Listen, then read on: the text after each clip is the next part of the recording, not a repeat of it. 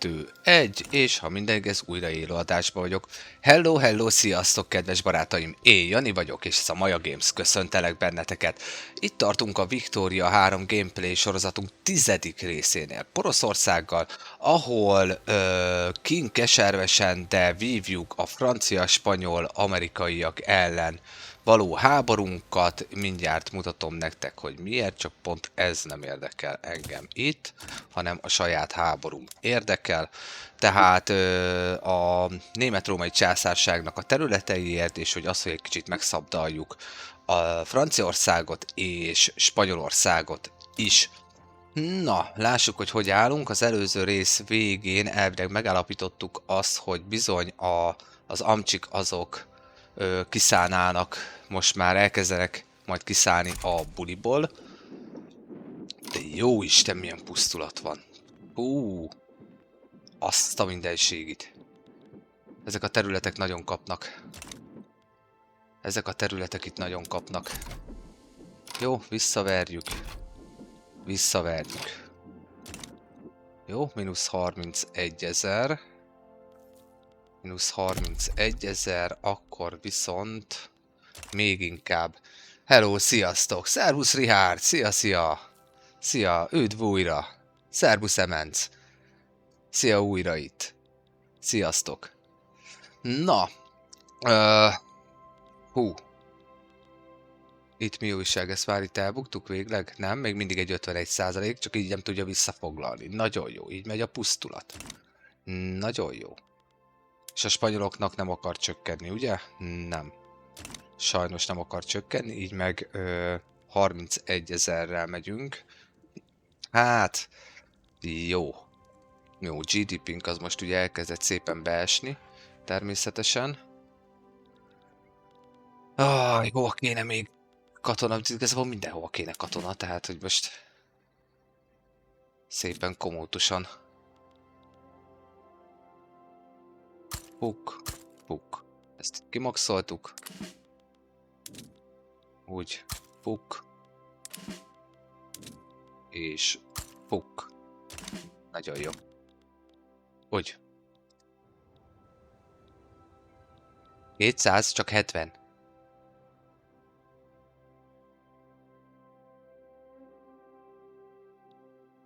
Ja, ezért követőt, bocs, Infamit olvastam. Ne arra úgy. Igen, nagyon szépen köszönöm, igen. Hála az égnek, igen. Most már irány a 200. Ja, hogy dolgozok közben, Ricsi. Na jó, akkor jó munkát. Ó, köszönöm, hogy megosztottad az élőadást, rendes tőled. Na, igen, tudom, hogy bajok vannak. Mi infrastruktúrát én nem akarok bukni. Tőteket meg nem akarok erősíteni semmiféleképpen. Promotion. Jól van, legyen. Megadom mindenkinek a lehetőséget. Hello, sziasztok, ugyanan érkezők. Szervusz, Gatya. Őt vitt a Maja Games csatornán. Már Kefen 456. HTOS. Sziasztok. Diren és Jászmin. Szia. Őt vitt a Maja Games csatornán. Na, közben elugrottam Észak-Amerikába. Na, térjünk akkor ide-vissza. És háborúzgassunk tovább. Muszáj vagyunk egyszerűen a katonai kiképzést nyomni. Erőteljesen. Jó. Esetleg én akkor itt... Jó, én ezt még itt elhúzom egy darabig, mert miért ne? A ruszkik azok még intézik ezt a háborút. 59 pont. Jó, egyelőre intézik, akkor azt még úgy húzzuk, toljuk, vonjuk. Na, mi újság van itt? Nagyon remélem, hogy persze kikapunk, mert miért ne? Hoppika! Halljátok ti is? Ez egy örökke földrengés volt. Jó ég! Micsoda frontvonalak, micsoda pusztulat. Jó, azért az a baj, pont, hogy a franciák nem kapnak, csak én. Egyem meg őket. Már észak-német van, igen. Így van. Már el. Teljes mértékben, sőt, protektorátusaim is. Már elgyepáltam őket.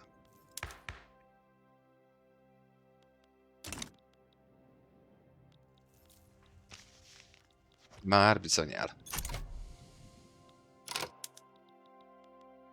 Jó, hát itt a bohém védekezésből nem jövünk ki jól, ahogy látom. Sziasztok, újonnan jövök, hello, sziasztok! Üdv itt a Maja Games csatornán.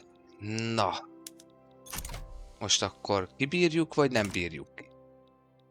Nem tudom, hogy kibírjuk-e. Jó, Steam Donkey az megvan, mint technológia, ez egy tök jó dolog. Mennyhért Miklós, szia! Victoria 3 játék. Hogyha ismered a Paradox játékokat, Hearts of Iron 4, Crusader Kings 3, European Universalis 5, akkor ismerős lehet maga a mechanika is. Jó, minden újonnan jövőnek mondom, hogy ha szeretik az ilyen stratégiai játékokat, vagy magát ezt a műfajt, kérlek kövessetek be, iratkozzatok fel a YouTube csatornámra, 2 végigjátszás már kint van YouTube-on, természetesen bárki lemaradt YouTube-on visszatekinthető, az élőadások itt TikTokon, Discord linkem is kint van, jó, várlak titeket szeretettel, nagyon-nagyon szépen köszönöm. Na, -4, -3, tehát eléggé kiegyenlített a dolog. Pláne úgy, hogy neki estem ugye megint a hadsereg kiképzésének, és végre valahára az amcsik kiszállnak a buliból. Kész, az amerikaiak megunták ezt az egész sztorit, és kiszálltak 1865. március 22-én a buliból. Halleluja! Ami azt jelenti, hogy vissza is kaptam az összes tőlük elfoglalt területet, mert ugye ők szálltak partra. Na végre! Na végre! Na gyerünk akkor! Most már csak a franciák és a spanyolok vannak ellenünk. Jó, van egy másik háborunk, a törökök megtámadtak, hogy az osztrákokat, mint hűbérest adjam már át nekük. Ezt most csak így húzom, tolom, vonom, hogy igazából jobb, tehát minél később legyen meg a fegyverszünet. És akkor így ennyi. Na, végre! Végre ők kiszálltak. Hú! Intézményrendszereink, amit lehet kimaxoltunk. Jó, na gyerünk akkor. Nagyon remélem, hogy én nem fogok mínuszba csökkenni. Natália vissza vonta ugye a dolgokat, mert ugye gondolom hűbérese lett a briteknek, így van. Jó, ide sajnos nem fog tudni lejutni, arra már nem volt egyszerűen hadikapacitásom, hogy ezt is meg tudjam lépni sajnos. Na, és akkor most jön az, hogy most már tényleg csak így. Így, hogy az orosz medve már nincs ebbe a háborúba, mert az oroszok velünk voltak amúgy. Itt voltak, de sajnos nem. Lehet multizni benne természetesen. Steamen amúgy most akciós a játék.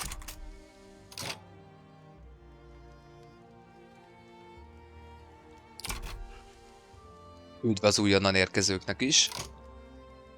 Na nehogy már most még én kapjak ki.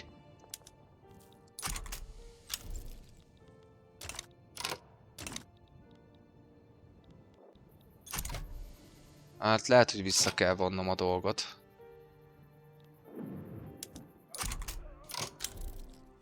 Itt is úgy néz ki, hogy beütnek. Itt a spanyolokat visszaütöm. Jó. A spanyoloknak nem fog lejjebb menni. És a franciáknak se fog lejjebb menni. Igazából én buktam a legnagyobbat, ha úgy nézzük. Bár mondjuk nem, franciák azért többet veszítettek embert. Tehát összességében azért több a bukó.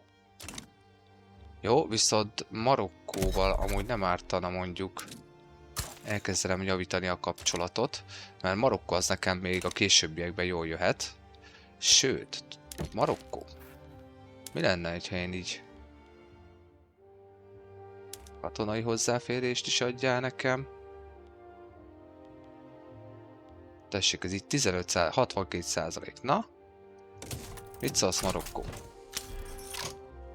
Belement. Jó van, akkor a power blokkot elkezdtük kiterjeszteni, és ugye egy katonai hozzáférésünk is van már.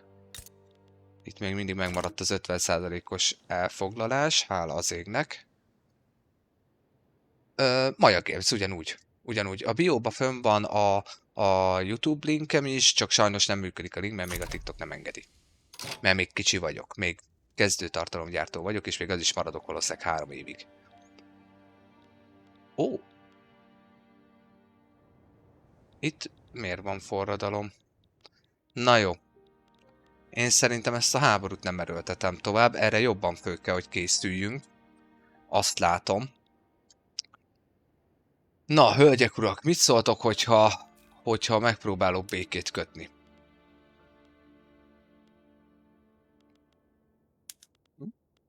Azt nem fogadná el, és ha ezt átadnád, az se. Andalúzia? A franciák simán átadnák Andalúziát amúgy. A kis szegyók. De hogy hát, hogy liberét Andalúzia. Na, és hogyha ezt? Ez még nem. Na, mit gondoltok? Hölgyek, urak. Szerintetek, üdv az újonnan érkezőknek is. Mi lenne, hogyha én ezt a háborút elengedném most? Szervusz Zoltás Dudás. Gondolom Zoltán, csak egy elírása, gondolom én. Viceg, szia. Edina, szia, üdv itt a Maja Games csatornán. Na, hölgyek, urak, mit gondoltok? Írjátok meg nekem chaten. Mit gondoltok, elengedjem most ezt a háborút? Leteszteltük. 3 évet háborúztunk. Igaz, hogy kiszálltak az amcsik. Victoria 3. Victoria 3 játék. Szia. Üdv neked is, Edina. Szia. Na, mit gondoltok, elengedjük? Kössünk egy fehér békét? Vagy próbáljuk meg még húzni, tolni, vonni a dolgokat, de nagyon azt látom, hogy egyelőre... Bár mondjuk itt meg most bucira verjük a franciákat.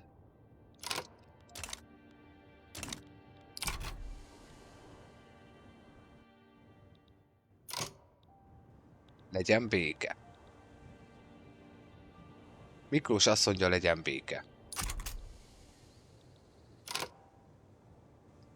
Emence érdeklődik, hogy van-e még esély. Hát most attól függ, hogy most így, hogy... Ti ebből kiszálltatok? Jó. Akkor tudjátok mit? Akkor most én a törökökkel kötök így hirtelen háborút. Úgy, minden maradt a régibe. Maradt az enyém, az osztrákok. Hát az a baj, hogy vissza kéne foglalnunk először is ugye a saját területeinket.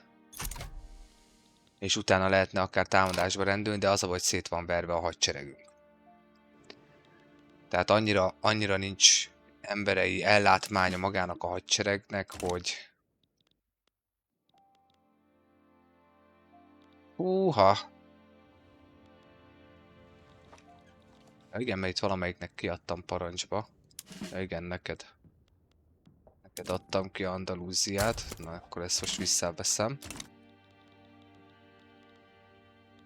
Lehet, hogy nem kéne már erőltetni.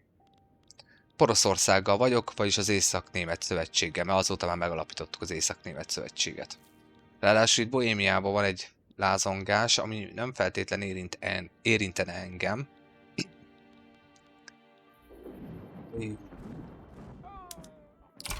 Itt visszaverjük őket. Ópium hiány van az országba. Na. Jó, a bohémek elkezdtek fellázadni. Szervusz Tibor! Szia újra! Üdv az újonnan levőknek is! Jó! Tudjátok mit? Legyen! Megkötjük a békét. Ó, már a franciák is kiküldték a fehér békére valót. Elfogadjuk. És így a bünti pontunk is visszább jött, mert ugye nem lettek meg azok a dolgok.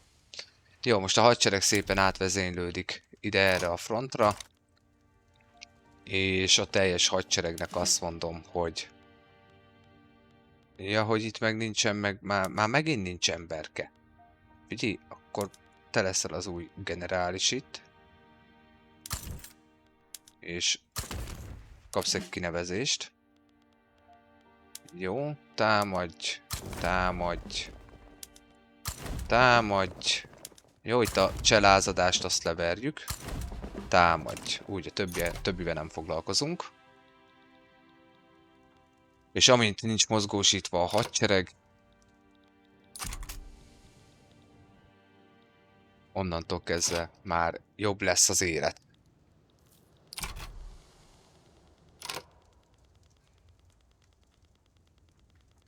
Szabadnapos vagyok.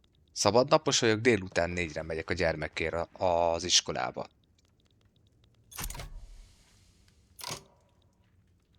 Így oldom meg. Ezért vagyok hetente 2 vagy 1. Igen. Igen, 1 gyermekem van.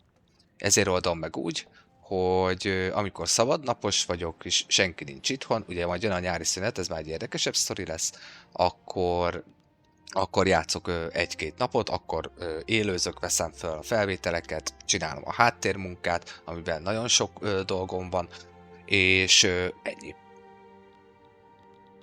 Mindig így van meghirdetve. Ilyenkor úgymond egy ilyen kisebb maratont tartok. Hello, sziasztok, szervusz Ádika Ádám, szia!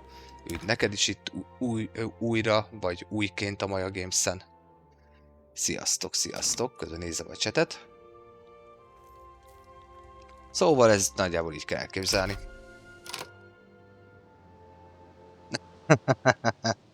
Hát igen, a nyári szünetnek megvan a maga varázsa. Csak attól függ, hogy honnan nézzük. Na jó, hát ide ennyi sereg nem kell. Hogy mehetsz haza. Mehetsz haza. Kell ide ennyi sereg.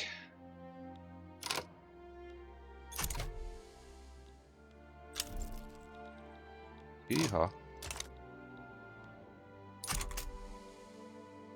Híha.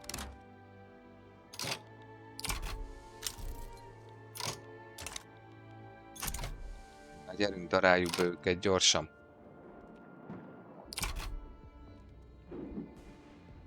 Úgy. Gyerünk gyors dara, aztán mehet mindenki haza.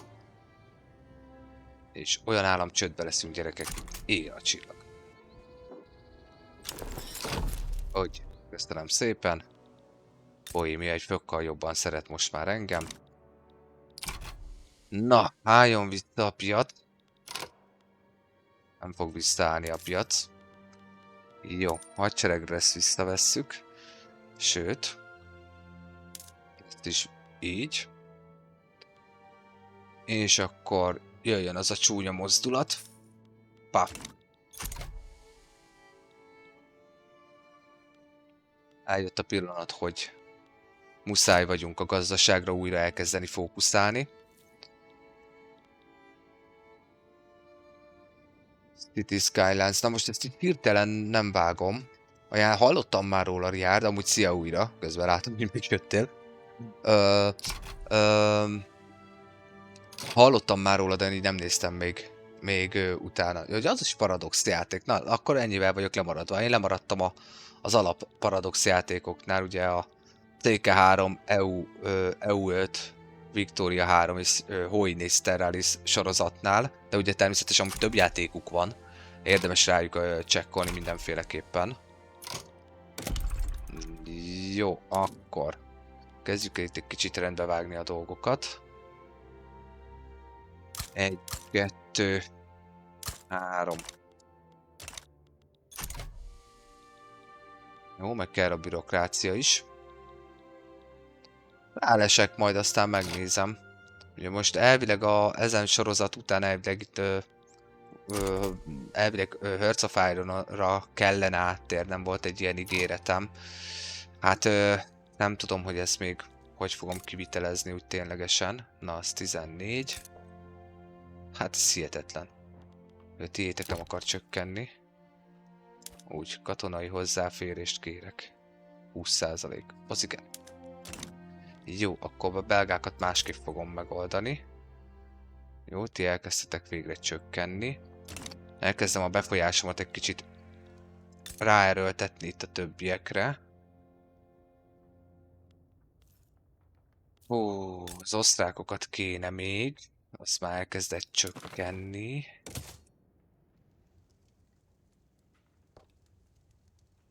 Majd ha papetek lesznek, akkor tudom behúzni. És itt az igen, pont a bajorok nem támogatják. Nézzenek oda a német egységet. Ja, mert nektek is fönn van nagyon a libertitek. Jó, az le fog ketyegni. Na, most fog kirúgni majd szépen a radikálisoknak a száma. Na, kedves hajóim, hol vagytok? Itt vagytok. Nagyon kedvelem a hajóimat. Na, de még mindig miért nem lehet? Ja, mert kevés az adminisztráció. Na, hát akkor 1, 2, 3, 4.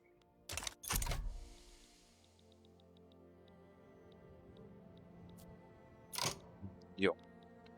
Következő problémánk az észak-olaszországi terjeszkedés. Az a következő nagy gondunk. Didax, szia! Hello újra! A Crusader Kings 3-mal is tervezek. Nem tudom még mikor, egyelőre nagyon Victoria 3-ra vagyok rákattanva. Meglátom, hogy mit tudok majd még így ebből az egészből kihozni, meg hogy mik majd a továbbiak, szóval meglátjuk, mindenféleképpen meglátjuk. Jó, plusz 14. Kicsikét. Jó, lehet, hogy elengedem most akkor ezt az elvet, és bár mondjuk fegyverzet is jó, az megy. Lőszerből viszont hiány van. Lőszert elkezdhetnétek gyártani. Azt tudnám értékelni. Szervusz Iris, szia! Üdv neked is itt a Maja Games csatornán. Jó. Ó, nem kell localization. Kiel kanál. Hoppá, tényleg azt meg lehet építeni. Kapok 100 presztist, 20 migrációs vonzalmat. És ezt ugye ide lehet felépíteni, és jó sokáig tart. Végül is. Építsük meg. Miért ne?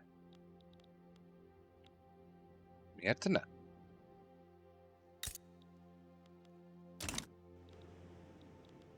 Csak az mínusz 10, és kösze... Aha. Ne. Egyelőre nem. Addig még nem vagyok elegendően pluszba, addig nem. Jó. Hajóipar az rendben van. Jó, akkor most ez így nem olyan sürgős, szóval menjünk rá a supply hajókra, viszont bürokrácia az kell még. Jó, 1, 2, 3. Bürokrácia az kell még. Peble, szia! Üdv itt a Maja Games csatornán. Jó, minden újonnal jövőnek mondom. Ha szeretitek ezen fajta játékokat, kövessetek be, iratkozzatok fel a YouTube csatornámra. 2 végigjátszásom is van Magyarországgal és Afrikával. Aki lemarad az élőadásokról, visszatekinthető a YouTube-on. Nagyon szépen köszönöm.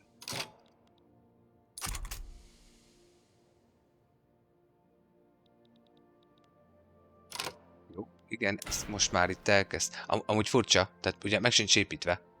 Csak szólok.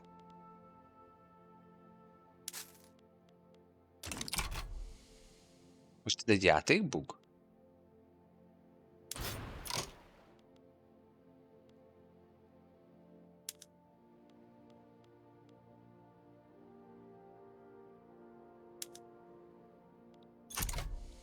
Ez most egy játékbug? Nem.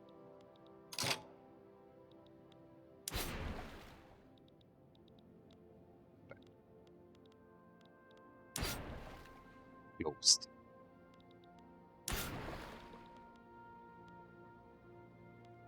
Ben. Wow. Aha. És ez miért open?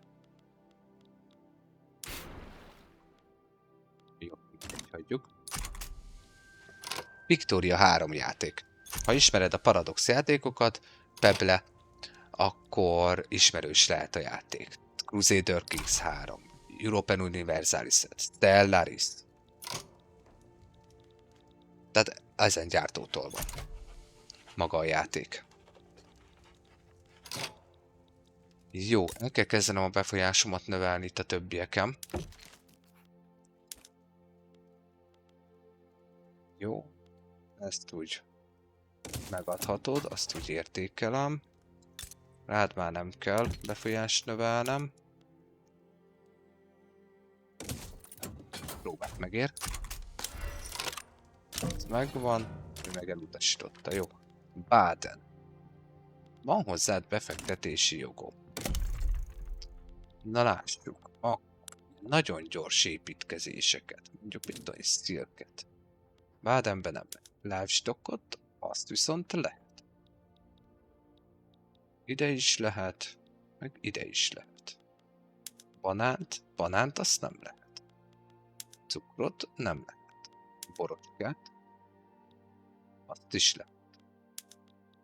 Farmot, azt is lehet. De a livestock az tetszett nekem. Szóval akkor 1, 2, 3, 4. Jó, oda rakunk le 4-et, aztán elkezdünk az osztrákokhoz építkezni, a belgákhoz és Hollandiához. Jó, ezek ilyen gyorsabb építkezések, hála az égnek. Elvileg náluk van elég ember is. Engem a tartomány érdekel, így van 119 000, itt is van 126 000, van ember hozzá, szóval tök jó. Egy egyéni felmérést indítottunk el, most nézem.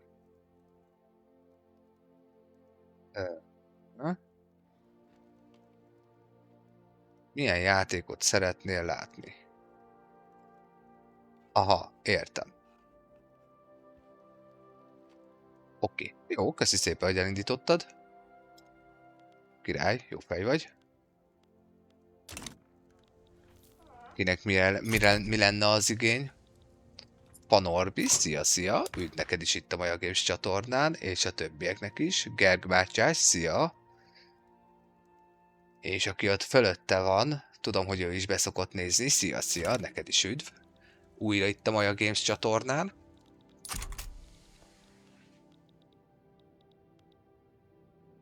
Jó, bürokráciával rendben vagyunk. Na, és akkor új pártok fogalmazódnak meg, ezek szerint. Jó. Ezek szerint téged följebb kell... Hoppá, még följebb kell emelni. Úgy. Téged is följebb kell emelni, és akkor elbírja a katonákat.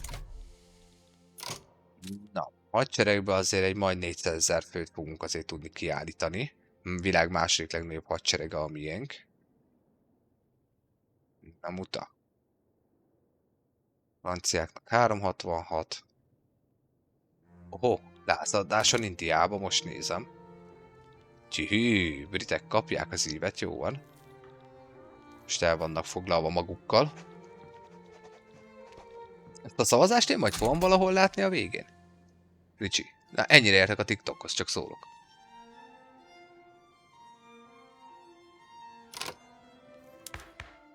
Bárkinek bármi kérdés van amúgy tegyétek fel nyugodtan cseten. Ha dobtok egy pár lájkot, megosztjátok az élőadást, hagyjusson el még több emberhez, aki esetleg maga a stratégiai játékok kedvelője, azt én nagyon szépen megköszönöm. Akkor jó. Akkor jó, ha látom. Na, osztrákok.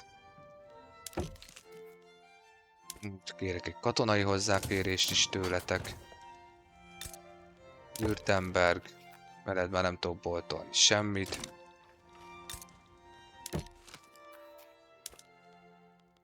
Ezt kérem tőletek, Baden. Jó, és akkor az osztrákokhoz is elkezdünk építkezni. Mondjuk livestockot, vagy mondjuk vasat, vagy nem tudom. Mindegy, nézzük meg. Osztrákéknál Lombardiával is tudok. 1, 2, 4 darabot. Növeljük egy kicsit a befolyásunkat az osztrákokon. Szia, szia! Ó, dehogy is, nem vagy te ehhez buta, hidd el nekem. Egyszer kell ráérezni a játéknak az ízére és szépségére, és utána hidd el, menni fog. Ajánlom figyelmetbe a magyarországi első részemet, akár itt a porosz sorozatot is, amit szépen apránként teszek föl, a sokotóit is ajánlom figyelmetbe, és azt is ajánlom figyelmetbe, hogy érdemes a játéknak a tutoriálját is elkezdeni, mert amúgy viszonylag egész jól mi az már elmagyarázza az alapokat. Marton Bagdi, szia, szia! Játszottam már az EU5-tel, streamelni nem streameltem, a megjelenésekor játszottam vele, azóta nem foglalkoztam vele, az most már egy röpke 1 éve volt. De játszottam már vele, nagyon szeretem az Európa Univerzális sorozatot, az a leges-legelső része még valahol lemezen megvan nekem itthon. Tehát nagyon szerettem, tehát az összes részével játszottam az EU sorozatnak.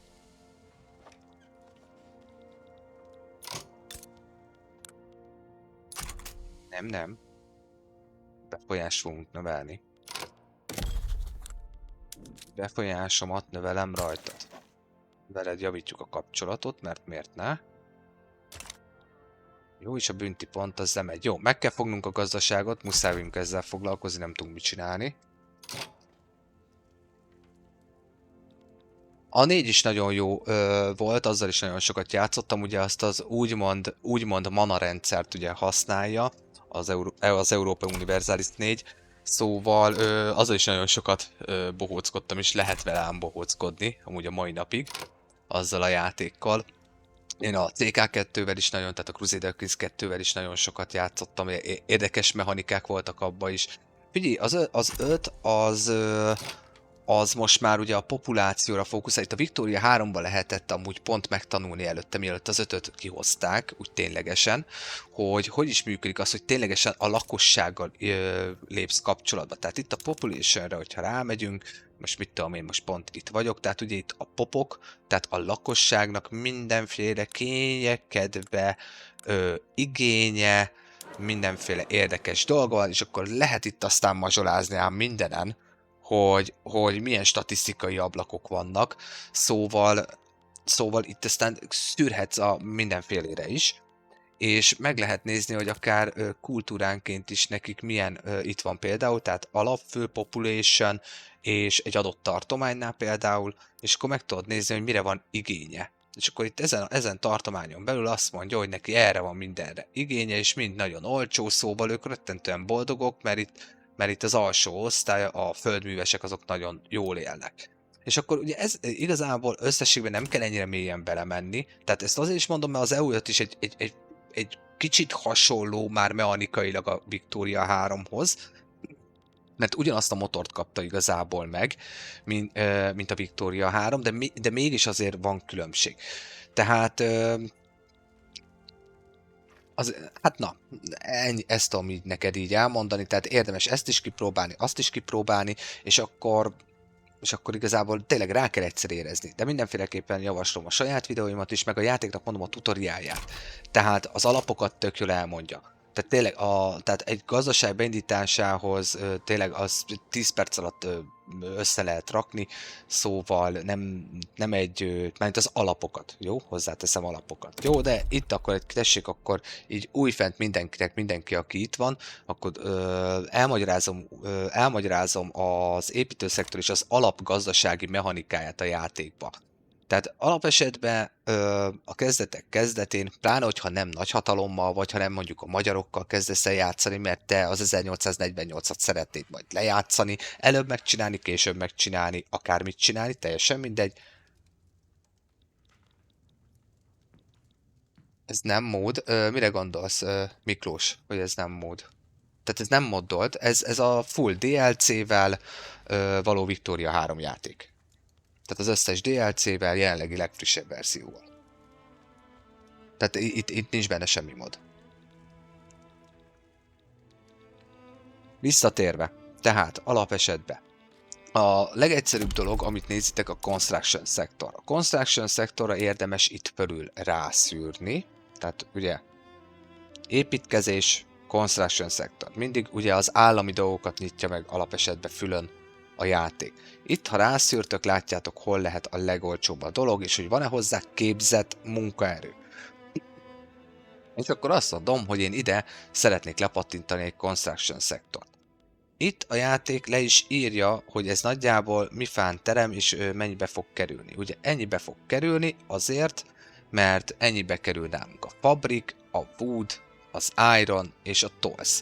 Eleinte csak wood van, meg fabrik. Ez a kezdetek. Ha nagyhatalommal vagy, akkor már a vas is bejön, meg a szerszám is. Ezeket, hogyha balanszolod, piac, itt a teljes szűrő, én ezt szoktam használni, bele lehet aztán itt menni ám mélyebben, tehát hol van? Melyik az a szűrő? Mindig elfelejtem. Nem hide? Nem, ez World Market. Nem, mindegy, na, hagyjuk is, ne bonyolítsuk, jó? Szóval, itt van az, hogy hiány, vagy sok van, itt van az, hogy hiány van. Mutatja is, hogy 14-18%, írja, hogy miből mekkora hiány van. Építőszektort, nyersanyagokból, amit használsz, itt ha felmentek az építőszektorra, itt vannak az alapvető mechanikák. Faszerkezetes építkezés, vasszerkezetes építkezés, acélvázas építkezés, ugye minden technológiával lehet kinyitni, és a legvége, amit fogalmam nincs, hogy fordítsak, de akkor edzett acél legyen. Mondjuk ugye elektromos áramot is használ már, legyen az, de nem biztos, hogy ez a jó fordítása. Jó, 3% angol tudásom van, szóval ezt így kell, jó, tehát hogy létszik. Jó, tehát legfelső szint. Tök jó. Itt van leírja, például, hogyha én most visszaváltanék, ugye azt mondja nekem a játék, hogy elvileg nekem olcsóbb lenne, de ugye mindjárt feleződne is a construction pontjaim száma, mert nagy általánosabban ezt úgy kell nézni, hogy ez az alap, szor 2, szor 2, szor 2. Tehát mindig ehhez. Tehát a pontokhoz. Tehát, hogyha egy teljes metódust váltatok. Tehát itt a legelején itt is van, leírja, hogy ugye ezek nincsenek, tehát nincs tools, nincs iron, tehát fa és fabrik megy. Fát és fabrikot eszik a construction. Ahhoz, hogy gazdaságosan tudják építkezni, így a fát, megkeresitek a fát, vagy rákattintotok akár. Itt, hogyha itt kiírja, mert eleinte úgy is kiírja, de most én nekem szerintem fából amúgy van bőven. Na itt van például a fabrik, nekem mínusz 14%-on van, ennyi fabrik elérhető. Fából én nálam keresem, most éppen aktuálisan a játékba, plusz 3%-kal drágább. Tehát plusz 20% fölé nem visszük, mert a plusz 20% fölött mész az építőiparral, a nyersanyagok ellátottságában, akkor bizony kapod rá azt a töménytelen mennyiségű pénzköltési bónuszt, hogy az építőiparod az rettentően nem lesz gazdaságos. Tehát ez a kezdetek kezdete. Ez a kezdetek kezdete. És akkor igazából ugye maga a játék, és valahol az EU5 is ide visszacsatol, hogy ugye egy keresletkínálat van a legutolsó emlékeim szerint. Szóljatok, hogyha hülyeséget mondok, a legutolsó emlékeim szerint az EU5-ből, de azért mondom, hogy lehet egy párhuzamot vonni. Lehet egy párhuzamot vonni, és utána leellenőrzitek, hogy miből van hiányatok. Elkezditek azt boostolni, elkezdeni építeni. Például nekem ugye lőszerhiányom még mindig rettentően sok van, szóval nekem lőszert azt nem ártana gyártatni. Ugye rászűrök, hogy hol a legprofitálóbb, és oda fogom és lepattintom a gyárat, fölépítem. Ugye jelen esetben úgy számol a játék, hogy nagyjából ennyit fog nekem hozni, tehát teljes kapacitási termelés mellett ez az egy gyár, amit én le fogok tenni, amit én most leteszek mondjuk ide Brandenburgba, a fővárosba, az nekem ennyit fog hozni, ennyit fog hozzátenni majd nekem a büdzséhez. És igazából a mechanika innentől kezdve ugyanaz, mindig azt kell figyelni, hogy mit gyártasz, miért gyártasz, mire akarsz fókuszálni, és még egy apróság, ami fontos lehet, a legelején, a játék legelején, legelején érdemes átnézni, hogy melyik tartományban milyen dolgok vannak. Tehát milyen nyersanyagok elérhetőek, értem ez itt ez alatt. Tehát a legelején, mikor megnyitod, nézzük meg ezt, nekem itt vas 24 elérhető, fa elérhető és hal elérhető, ugye tengerparti tartomány miatt. Agrikultúrában elérhető a állattenyésztés, ami ugye nekünk az elején, mert ugye ott még nincs műtrágya, az elején a játék kezdetekor alapesetben hús és fabrikot ad. Ezen mellett van rizsfarmom, nagy általánosabban inkább a búzamezőfarmokkal, vítfarmokkal kell foglalkozni, de ugye az meg alapesetben gabonát ad. Mindig azt kell megnézni adott tartománynál, hogy miből mi van és mi mit eszik. Fa. Mi eszik fát? Eszik fát a papírgyár, nem hiába van nekem ide fölépítve 13 darab, mert eszik fát a papírgyár, és eszik fát az építőipar. Minél többet raktok le egy helyre, ebből vannak kis short videóim is, amúgy a Sokotói 24. részből vágtam amúgy ki konkrétan, ott a pont amit most magyarázok, amúgy azt ott ugyanúgy elmondom amúgy, hogy hogyha központosítjátok, tehát fa, ennyi fát tudok itt termelni. Tök jó. Összesen jelenleg a jelen beállítások mellett is 127 darab fát termelek itt meg. Megeszi a szerszámipar, a szerszámipar eleinte csak fát eszik, tehát a szerszám és papíripar eszi a fát a kezdetek kezdetén. Szerszámiparra rá kell feküdni. Szerszám nélkül nem tudsz bányásztatni, semmit. Tehát, hogyha egy tényleges termelésbe akarsz indítani, a szerszámot, ami nálam most éppen amúgy majdhogy nem kezd drága lenni, mert hiány van belőle, de azt érdemes amúgy nem hogy pluszban, hanem mínuszban, minél jobban mínuszban tartani. Szóval nagyjából a gazdasági alapmechanika az ez. Kereskedni alapesetben leteszed a kereskedőcentereket, itt rászűrtök, hol lenne profitáról, mondjuk felvidéken, mert tök jó, mert a magyaroknál tök jó, hát akkor építsünk a magyarokhoz is, meg úgy igazából miért ne építünk egy kevéskit ide-oda, oda. Tök jó. Jó, most majd direkt majd csinálok egy párat. De igazából amúgy nem akarok. Na mindegy. Tehát és megnézitek, hogy hol van igény rá. És akkor az úgy profitáló lesz. Ezen kívül diplomácia fülben is lehet kereskedni, és azért hozom hozzá a kereskedést, mert a gazdaság és kereskedés az egybeform. És hogyha ezt a kettőt megoldjátok, akkor onnantól kezdve tudtok arra koncentrálni, hogy na akkor kezdjünk el diplomáciai játékokban bohóckodni, na azt akkor kit szeretnék elkapni. Tehát ezt így nagyjából így kell értelmezni. Szóval, kereskedés. Jó, én ezeket közben visszatörlöm, mert tényleg erre nekem nincsenek most szükség, de a lőszergyárra amúgy igen, tehát azt teteszem. Kereskedés. Diplomáciai fülön lehet kereskedni, alapesetben automata kereskedés. Tehát ahogy a marketeteket megnézitek, kiválasztatok mondjuk a szerszámokat, nekem szabad kereskedelmi törvényeim vannak, tehát én nem tudok adóztatni se importot, se exportot. Tehát hogyha importálok vagy exportálok bármit, arra tehetnék adót. Nagyon sokan ugye metának azt mondják, hogy a protekcionizmus törvény a nagyon jó, a kereskedelmi fülön, mert ugye az engedélyezi a maximum adóztatást jobbra-balra. Tök jó dolog.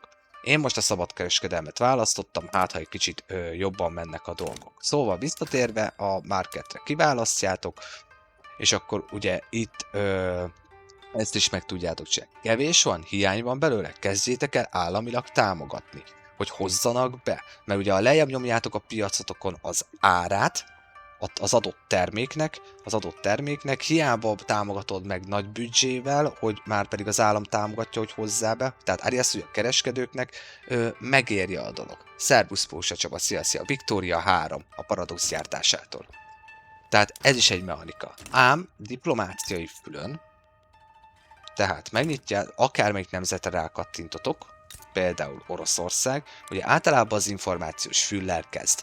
Ugye itt lehet megnézni a hadsereget, itt lehet megnézni, tehát igazából a hadsereget, alapvető információk, a GDP, milyen az élet náluk, stb. Nagyjából minket ez a kettő szokott érdekelni játékosokat, a többi igazából minket nem izgat, mert nem izgat. Általánosságban véve.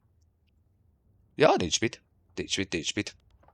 Ha szereted az ilyen játékokat, az az újaknak is szól, akkor kérlek, kövess be, iratkozz fel a YouTube csatornámra is. Nagyon szépen köszönöm. Visszatérve. Szóval, ugye alapfül. Itt a domestic. A következő fül. Ez pont jól emlékszem, pont a Tibor kérdezte az egyik tegnapi short videóm alatt TikTokon, hogy hol lehet megnézni az, hogy ki kivel van. Szia Tibor, nem tudom merre vagy, ha jól emlékszem, pont dolgozol, de ez most egy picikét neked is szól, most pont azt mutogatom. De amúgy meg mindenkinek szól. Szóval, domestic. Itt láthatjátok a társadalmi berendezkedését, a belpolitikáját az adott nemzetnek. Milyen jelenlegi állami berendezkedési törvények vannak elfogadva, azoknak milyen szintje van, és az alapvető törvényeket. Minél jobban hasonlítotok egymásra, annál jobban fogjátok csípni egymást, ha csak közben egyezményekkel és társaival nem boostoljátok föl a kapcsolatotokat. Na és itt jön be az, hogy az egyezmények, tehát a treatik, tehát ezek az egyezmények. Itt aztán lehet egy csomó mindent csinálni. És hogy miért mondom ezt?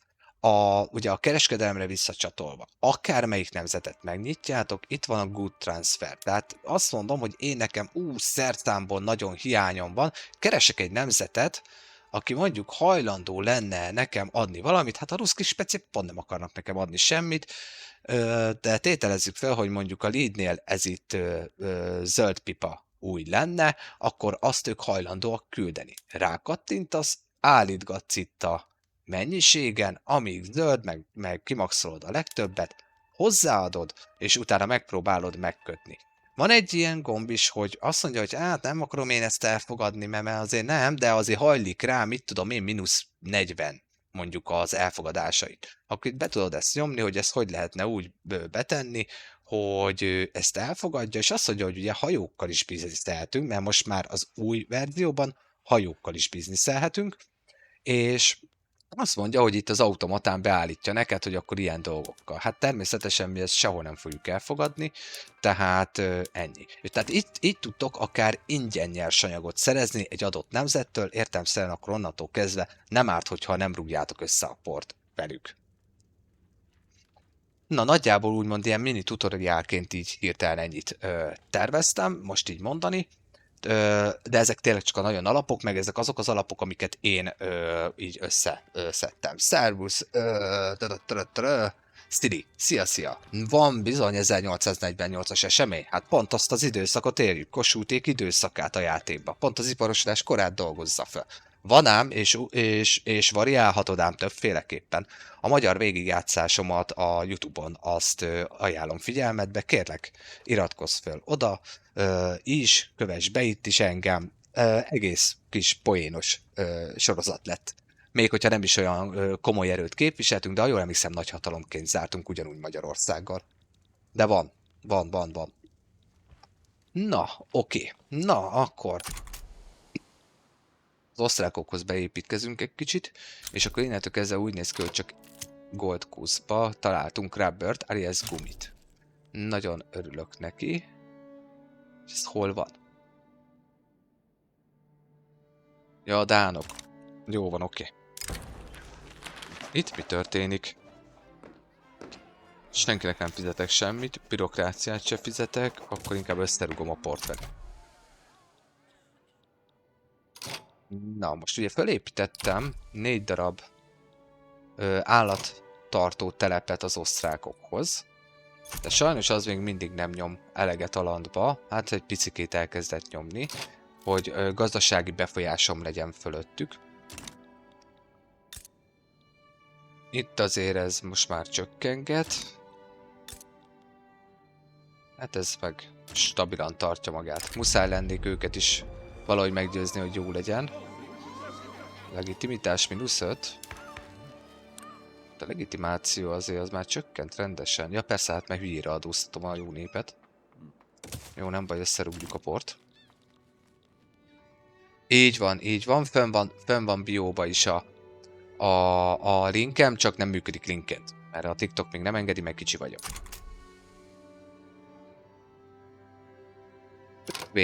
Szia! Kis Tiszás, szia! Üdv újra itt a Vajagés csatornán, csak közben nézem, hogy kik vannak itt. Szervusz Gábor, Mezei Gábor, szia! Üdv a Maja Games csatornán.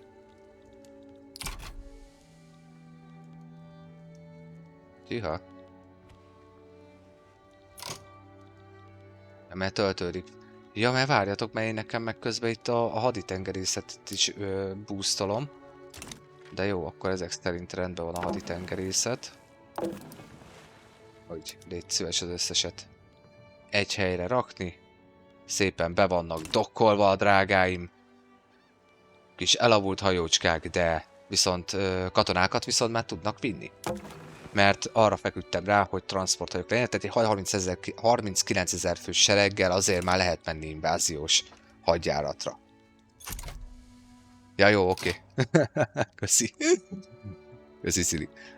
Próbálom figyelni a csetet tényleg. Ha tetszik, amit láttok, dobjatok pár lájkot, osszátok meg kérlek az élőadást, hagyjuk se le többeknek is, hogy a majások itt vannak, jelen vannak a TikTokon, és éppen nagyban gémelünk. Köszi szépen. Segítsetek nekem kérlek ebbe. Nagyon szépen köszönöm. Jó, Discordom is kim van, oda is lehet csatlakozni, annyit kérek szabályzatot, csatornáról való fület, ha csatlakoztok, azt így szíves csekkoljátok mindenféleképpen. Jó, vannak igények közös játékokra is, tehát már csak azért is érdemes lehet csatlakozni, mert frissebb info, mikor lesz új stream, vagy játszópajtást is szerezhettek. Nagyon szépen köszönöm, hogyha tetszik annyira, hogy csatlakoztok, ez is. Mit akartam? Pártok, mert valamiért itt pártok formálódtak, de még választások nincsenek. Most akkor mit bohóckodtok itt? Jó, a progresszív párt az megint az értelmiség és az iparosok lesznek, a konzervatív az természetesen marad, és a Free Mind People Party az meg lényegében mindenki más. Ja, hogy SPD fog lenni ez majd. Jó, felőlem aztán. A gazdaságot nem tudom megfogni. Miért nem tudom megfogni? Miért vagyok mínuszba? Haditengerészet miatt valószínűleg. Na lássuk, mit mond. Government buildingek drágák. Miért? Mert a papír drága. Jó, tehát rá kell feküdnöm a papírra, hogy annak az árát visszább csípjem. Aztán, hát ezt már lejjebb vettem, szóval ezzel már nem tudok mit kezdeni különösképpen. Viszont a katonaság az drága. Land Logistic Center. Aha. És azt mondja, hogy a fegyverek drágák. Hülyéskedjetek már. Miért lenne drága? A lőszer drága. Azt... Miért lenne drága? Nézzétek már meg, hát bőven van nekem aztán fegyverem, meg mindenem. Jaj. Hihetetlen. Visszatekerem a csetet. Megnézem a csetet. Oké. Hello, sziasztok, újonnan jövök, üdv itt a Maja Games csatornán. Jó, mindenféleképpen a gazdaság stabilizálására fogunk fókuszálni, mert ez így nem állapot. Jó, 5 hét múlva kész egy muníciós gyár.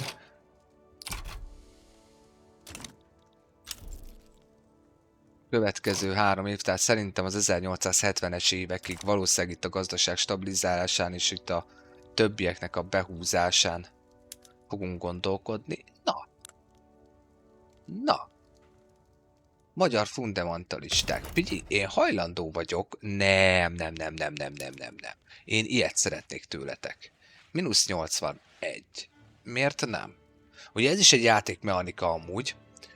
Hogy akár ezt is ki lehet használni, tehát egy polgárháborús helyzetet kihasználni arra, hogy felajánlod nekik, hogy segítünk, de akkor legyetek kedvesek protektorátusok lenni, alias vazallusok. Szóval akkor miért ne próbálhatnánk meg? Ugye itt azt mondja, hogy -81, mert ugye nagyon nagy a különbség a government között, mert is azért, mert a subjectet alapból nem akarja elfogadni. Hát -81-et nem fogunk tudni összehozni, szóval azt úgy kihagyjuk. Amúgy meg maga a Magyar Köztársaság az nem.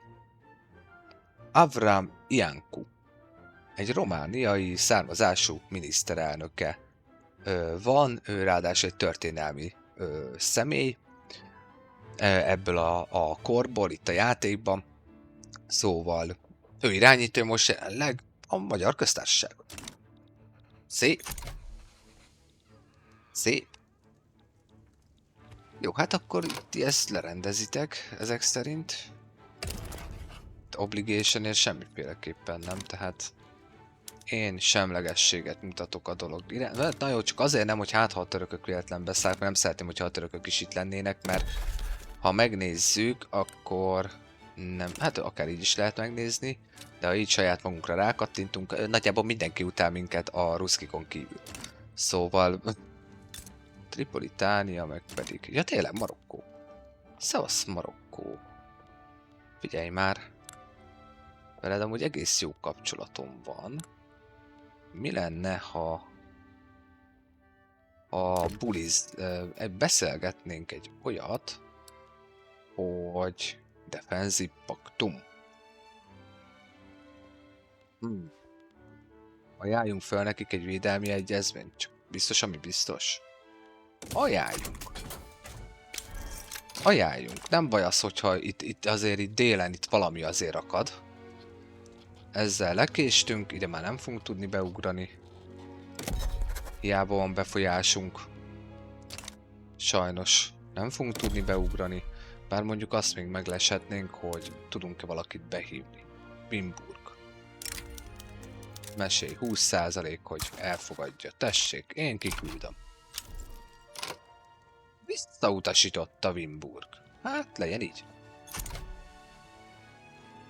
Na, beszáll valaki? Érdekel valakit itt a dolog? A magyar dolgok? Hühühühü. A ruszkik teljesen másképp állnak a magyarokhoz. Természetes subjectként, geopolitikai dolgokként kezeli Magyarországot, Oroszország. Itt a játékban, 1867-ben.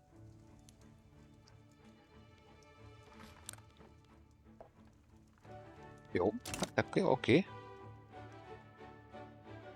De jó, hogy mondod. Ez pontosan így van. Így van. 1867, azt hiszem talán nyarán, ha jól emlékszem. Ha pontos akarok lenni. Szerbusz Máté. Szerbusz Bence. Sziasztok, sziasztok. Hú.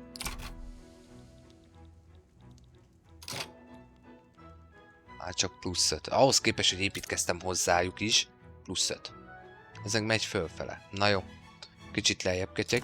Jó, azt fogom csinálni, meg lehet ezt oldani másképp is, hogy ez lejjebb csökkenjen. Ja nem, most nem.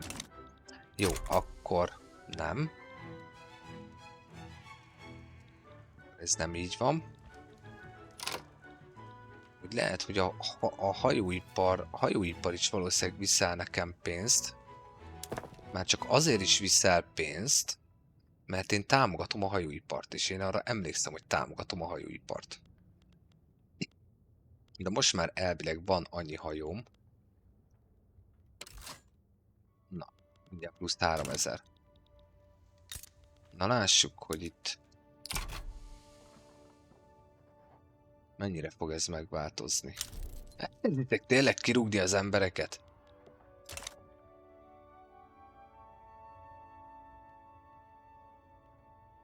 Rúgtassátok már ki őket. Jó, el van magától. Na, plusz 21. Jó, ugye felépítettünk még egy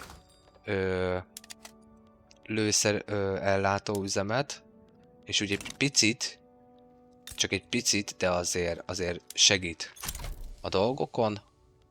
Na, közben Kínában buli van. Kite, szia!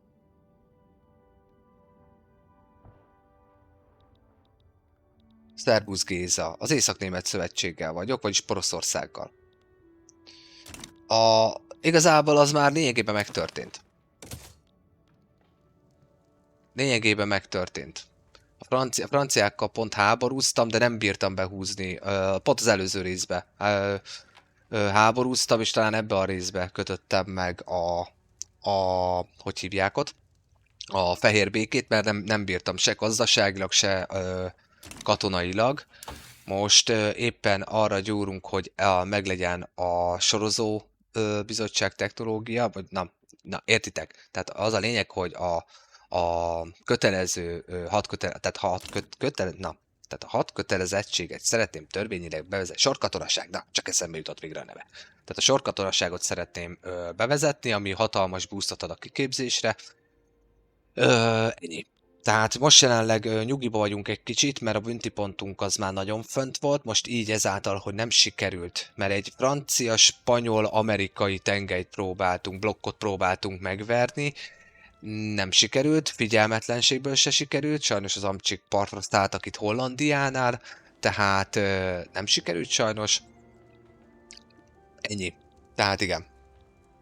A brit flotta ellen jelenleg semmit. Most már, ha minden igaz, akkor még békébe vagyok velük. Nem, már nem vagyok békébe velük. Embargózzuk egymás mindent, tehát igazából a világ az nagyjából utál engem az orosz medvén kívül. Most épp Marokkóval javítom a kapcsolatot.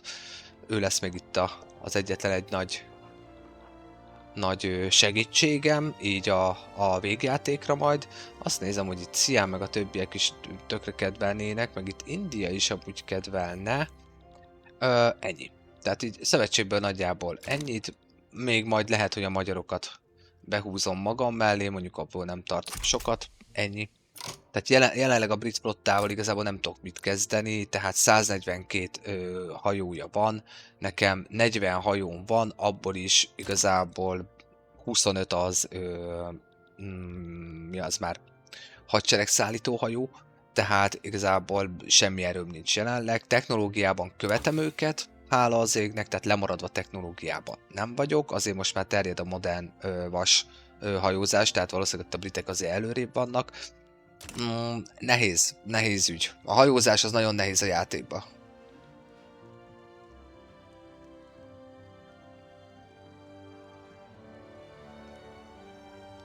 Igen, csak sajnos az a baj, hogy már ugye a britek már a legelején összerúgták velem a port, mikor itt a Benelux államokat és Dániát elkezdtem behúzni, és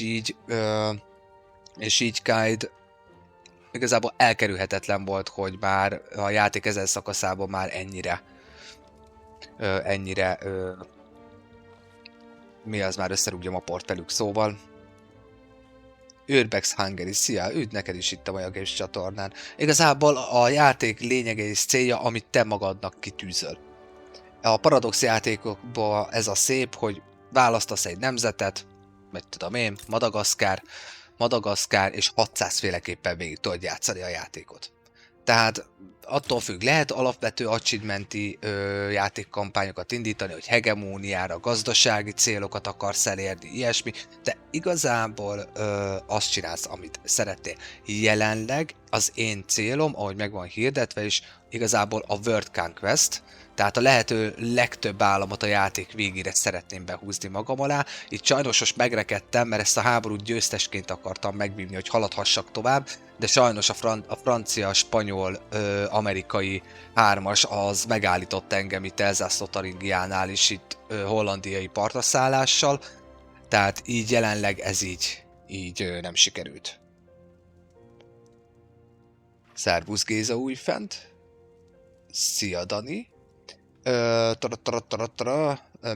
Mennyibe megy most a játék? Steamen most akciós, ha mindennel együtt, azt hiszem mennyi? 101 euró.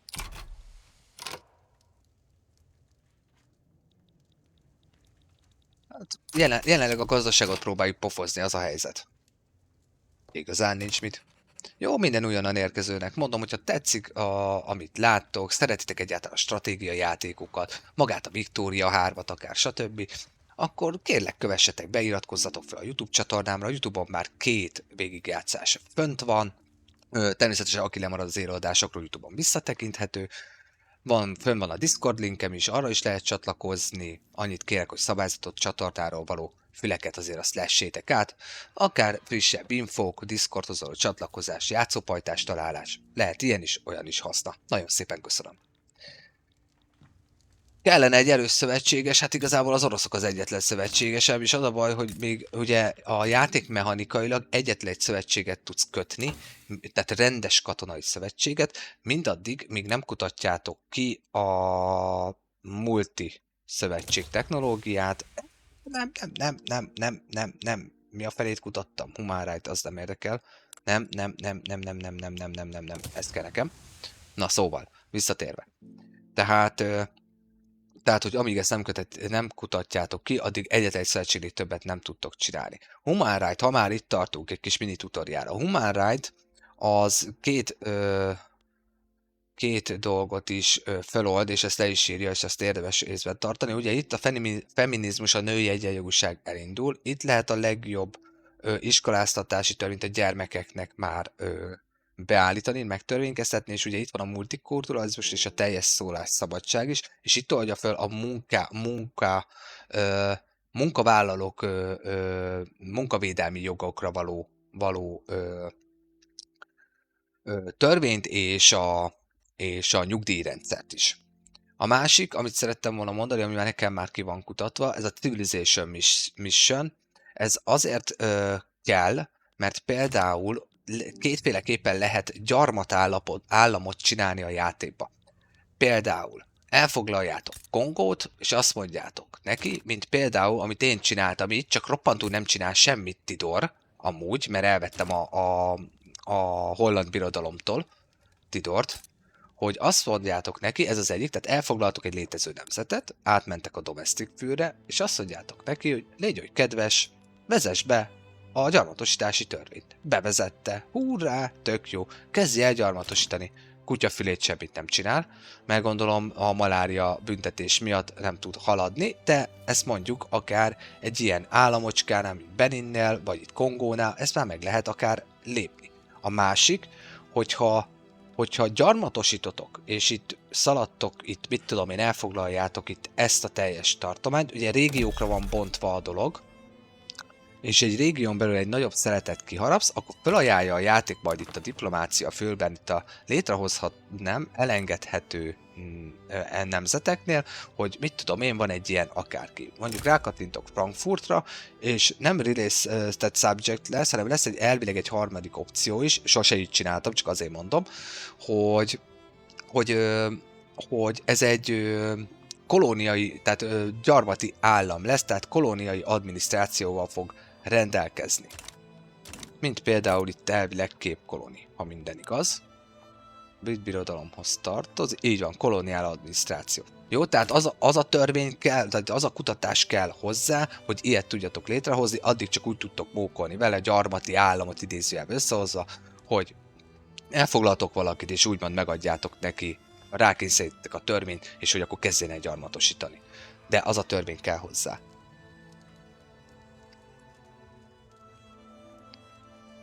Jó.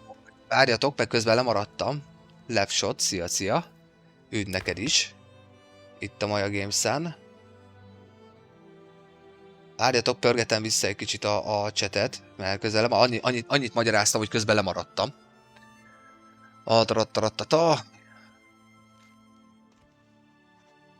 Radikalizációt hogy lehet csökkenteni?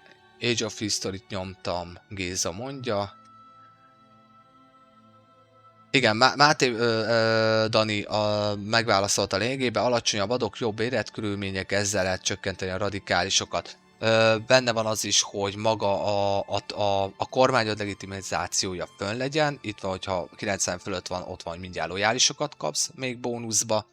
Tehát ezt tudom neked még itt mondani.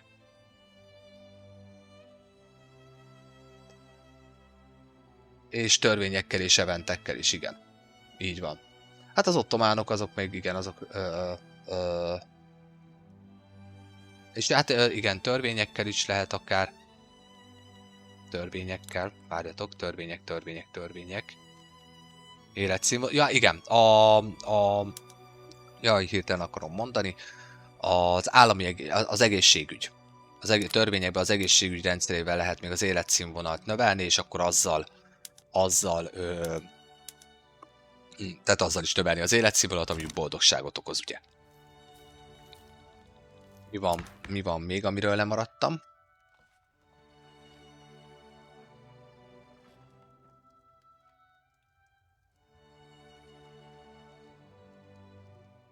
Egyetemek decrease-ek?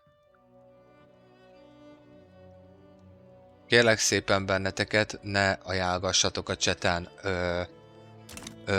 bármi nemű mást a Steamen kívül, jó? Nagyon szépen megkérlek benneteket, ezt azért kérem, mert az elmúlt 2 napban rám van kattanva a TikTok valamiért, és mindig kapom a bünti pontokat, és nem értem, hogy miért. Jó, nagyon szépen köszönöm. Jó, Steamen amúgy igen, 101 dodó, vagy na euró, tehát igen, annyiba kerül. Jó, nagyon szépen kérlek titeket, emerészt kerüljétek, más nem írjatok egymásra privátra, írjatok rám privátba, elmondom, hogy mit merre, hogyan lehet még. Nagyon szépen köszönöm. Visszatérve, volt még Kaidnak, itt vagy Kaid még?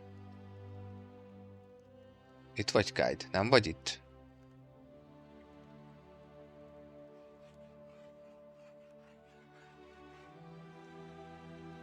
Semmi gond, eszedem. Semmi gond, tényleg. Csak azért szóltam. Azért szóltam. Sajnos ezeket nem... Se a YouTube, se a TikTok, semmilyen felület nem szereti. Jó? Hivatalos felületek. Hivatalos felületek. Na. Kaid itt van? Nincs itt Kaid. Jó, ha visszanézi az adást, akkor Kaidnak...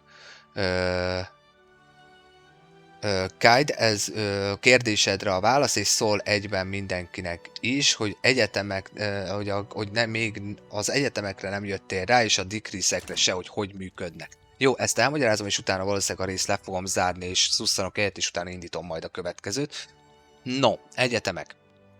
Egyetemek alapelv ugyanaz, mint az alapvető építkezésnél. Egy helyre fókuszálva az egyetemek... Én hova építettem egyáltalán egyetemeket? Most arra nem emlékszem. Nagyjából sehova? Így alig vannak egyetemeim? Na jó, itt van, Berlinben van 10. Tehát, egyetemek. Azokat is ugyanúgy érdemes egy helyre fókuszálni, úgymond egyetemi körzeteket, kerületeket kialakítani a játékban. Értem? Az egyetem, az tök egyszerű, papírt teszik, jó sokat.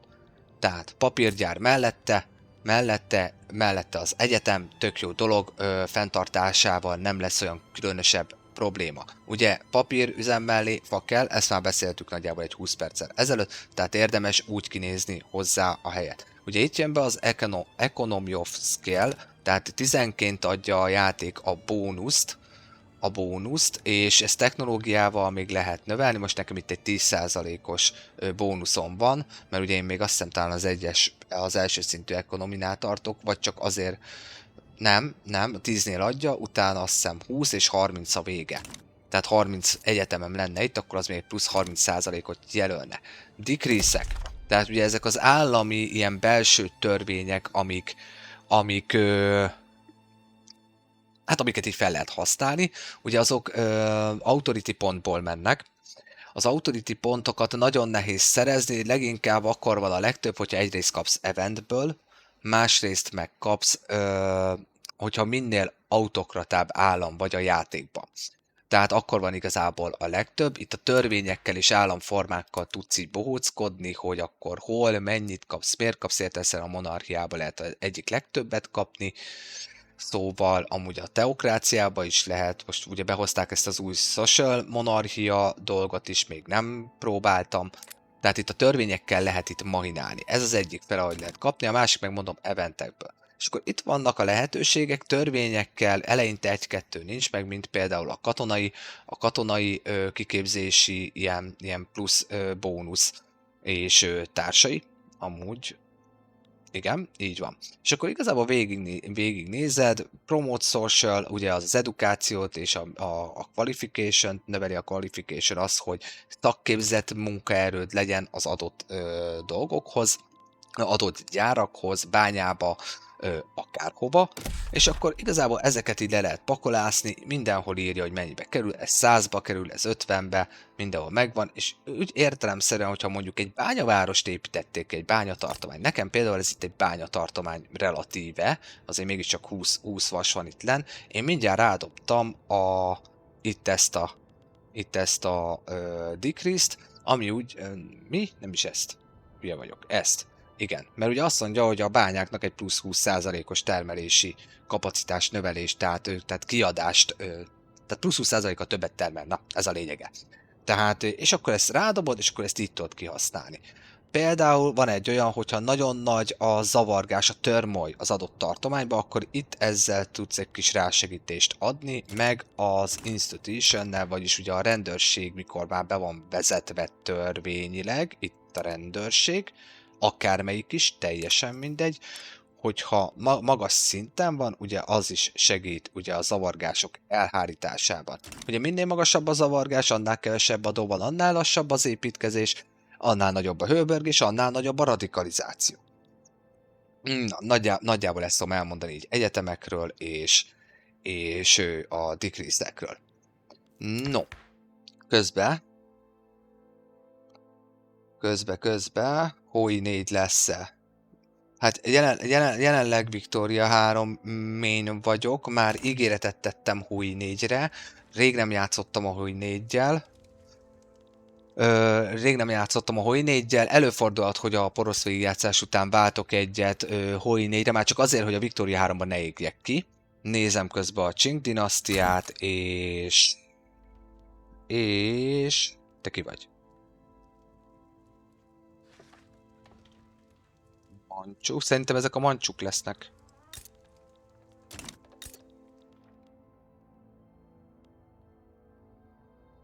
Nem, Yizu. Jól értem? Aisingiru Yizu. Akkor Yizu dinasztia. Nem, kultúr mancsú. Nem, mert ők kulturálisan adták meg, ha jól emlékszem a kínaiak, hogy melyik dinasztiához tartoztak. Akkor mancsú. Szerintem. Ami Qing? Szili. Mert most ezt most így hirtelen nem tudom, hogy őszinte legyek. De ők vannak, jelenleg. Tehát ezt így nem tudom. Rajongó 12, szia! Na lássuk csak, kinek nem köszöntem még. Mindenkinek köszöntem elvileg.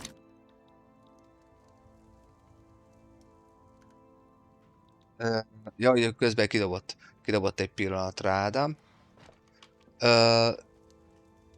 Várjál, hogy Hoi 4 lesz-e? Igen, tehát, hogy jelenleg Victoria 3 main vagyok, de már ígéretet tettem Hoi 4-re, szóval valószínűleg ezen végigjátszás után Hoi 4-hez fogok majd áttérni legalább egy végigjátszás erejéig, már csak azért is, hogy ne égjek ki a Victoria 3-ba. De előfordulhat, hogy még meggondolom magam, és lehet, hogy két ciciával, vagy a pápai állammal, vagy nem tudom, valakivel aztán hirtelen eszembe jut valami úristen ötlet, azt akkor játszunk, mert amúgy nagyon bejön nekem maga ez a mechanika, ez a játék. Na jó van, hölgyek, urak, kiszáradt a szám, őszinte leszek, és még egy részt tervezek mára, szóval egy 10 perc szünetet tartani fogok. Ez a rész meg le lesz kapcsolva, újra fogom majd indítani a streamet. Jó, mindig megszakítva vagyok, amikor élőben vagyok akkor. Tehát az élő napon több felvonásba vagyok. Jó, egy 10-15 percre el fogok tűnni, nagyságrendileg 3 óra környékén legkésőbb. Nagyon nem. Őszinte leszek, nagyon nem, több mint egy éve a Hoi-val nem játszottam. Ahogy az EU5-tel se, az EU5-tel meg csak a megjelenéskor játszottam, azóta nem. Tehát most én nagyon Victoria 3-ra vagyok rá fókuszálva. Na szóval, de vágom, a Hoi, persze, hogy vágom. Na, akkor még gyorsba, a Hoi 4-nek a Bosporus verziójával, a Bosporus DLC-vel játszottam utoljára, azt hiszem 2 nappal ezelőtt lestem rá a Hoi 4-re, hogy azóta nagyjából 4 DLC kijött, ha nem 5. Tehát azért mondom, hogy röpke éve alsó hangon, és abból is a Millennium Dome moddal, tehát a 2000-es évektől számított moddal játszottam, ami még egy 10-20-szoros lassúságot ad a játéknak, és abba vertem bele egy jó pár órát, tehát ugye az úgy érdekelt.